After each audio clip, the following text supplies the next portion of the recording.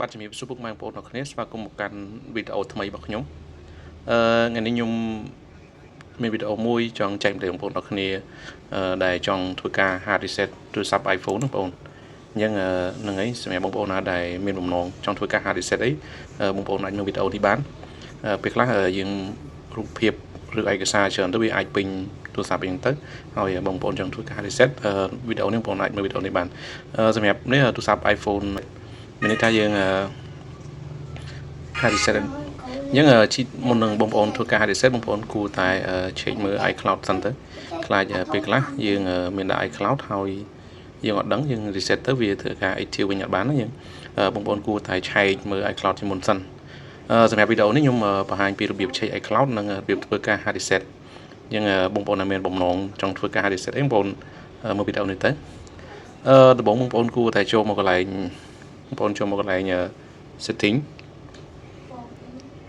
បន្តមកទៀតបងប្អូនចូលកន្លែងបើហើយបងប្អូន copy serial number កន្លែងនេះបងប្អូនចុចលើវាជាប់មកវាចេញពាក្យ copy យើង copy បន្តមកទៀតយើងចូលកន្លែងកម្មវិធីអ៊ីនធឺណិតណាមួយបងប្អូនប្រើមកខ្ញុំប្រើ Safari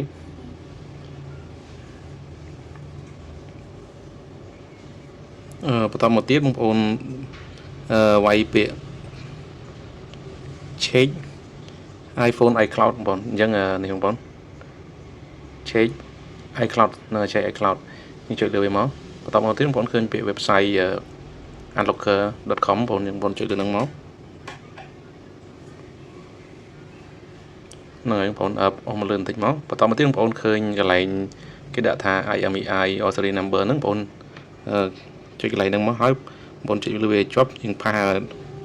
serial number ដែលយើងបាន copy មិញមកហើយបន្តមកទៀតយើងធ្វើការ check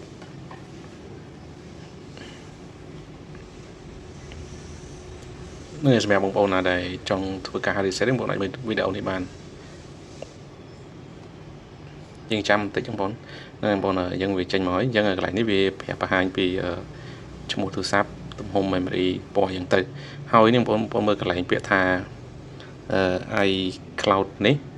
ហ្នឹង sorry ពាក្យ iCloud lock នេះកន្លែងនេះវាដាក់ពាក្យថា lock out អញ្ចឹងមានន័យថាទូរស័ព្ទរបស់យើងនេះអត់មាន iCloud ទេអញ្ចឹងបើកន្លែងនេះពាក្យថា on កន្លែងនេះវាយើងអាច reset ទៅអត់កើតទេដោយសារវាមាន iCloud យ៉ាងពេលអត់មាន Gmail និង password ទេយើងធ្វើការ active បានទេអញ្ចឹងកន្លែងនេះយើងពាក្យ lock out អញ្ចឹងមានន័យថាទូរស័ព្ទនេះអត់មានជាប់ iCloud ទេកន្លែង off out នេះអញ្ចឹងបងប្អូនចូលមកកន្លែង setting វិញមកបងប្អូនចូលកន្លែង setting មកបន្តមកទៀតធ្វើការបងប្អូនអស់មកលើមកមានពាក្យកន្លែងគេថា transfer or reset iPhone បន្តមកទៀតបងប្អូនចុចកន្លែងពាក្យថា erase all content នេះបងប្អូនតនេះក៏បានលើកបានដែរអញ្ចឹងខ្ញុំដាក់នេះមក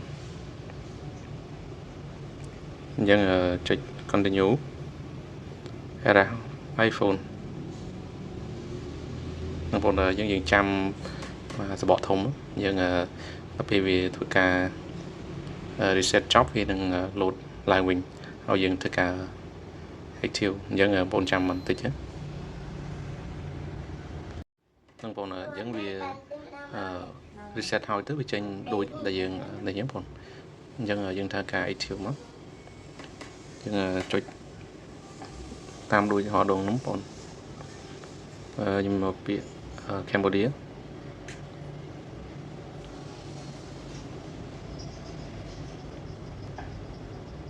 បងប្អូន Cambodia ខាងលើយើងចុចហ្នឹងមកបន្តមកទៀតយើងចុចកន្លែង set up continue នឹងបងអញ្ចឹងយើងទៅ connect អ៊ីនធឺណិត Wi-Fi ក៏បានយើងមាន 3G ដាក់ 3G ក៏បានហ្នឹងបងនេះលេខ Wi-Fi ទេ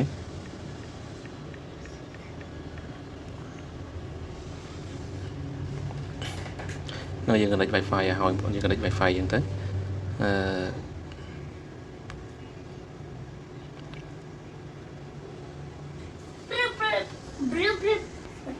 ចាំបន្តិចបងប្អូននេះ iPhone X ហ្នឹងបងប្អូនយើងរបៀប reset ដូចតែគ្នាបងប្អូន reset ធ្វើការ reset អញ្ចឹងអត់ខុសគ្នាទេព្រោះ iPhone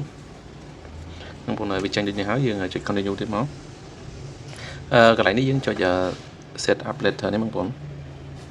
ហើយកន្លែងវាឲ្យ create password នេះយើងអត់ create ទេយើងចុចមកកន្លែង pass code option នេះបងចុចកន្លែងនេះមកបន្តមកទៀតយើងដល់ពាក្យ don't use បងនៅកន្លែង don't use នេះកន្លែង don't use នេះមកហើយនឹងឲ្យយើង don't use ទៅនឹងនេះមកហើយកន្លែងនេះវាមានឲ្យយើងរើសហ្នឹងបងយើងដាក់យកខាងក្រោមគេមក don't train first នឹងបងហើយកន្លែងនេះវាឲ្យយើងបើមាន Apple ID យើងវាយដាក់មកបើអត់មានទេយើងចុចកន្លែង forgot password or don't have an Apple ID ហ្នឹងបងកន្លែងនេះដូចគ្នាយើងចុចកន្លែង set up letter មក don't use ហើយកន្លែងនេះចេញនេះយើងដាក់ចុច agree continue មកហើយយើង not now កន្លែងនេះ not now ក៏បាន continue បានដែរតែខ្ញុំ not now ខ្ញុំ don't send continue ទៀតមកហើយបងអញ្ចឹងនឹងហើយសម្រាប់ធ្វើការ hard reset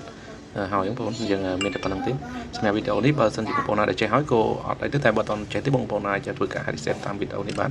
ហ្នឹងហើយសម្រាប់បងប្អូនគិតថាមានប្រយោជន៍បងប្អូនជួយ share ដើម្បីទុកឲ្យបងប្អូនយើងអ្នកដែលគាត់អត់ទាន់បានចេះ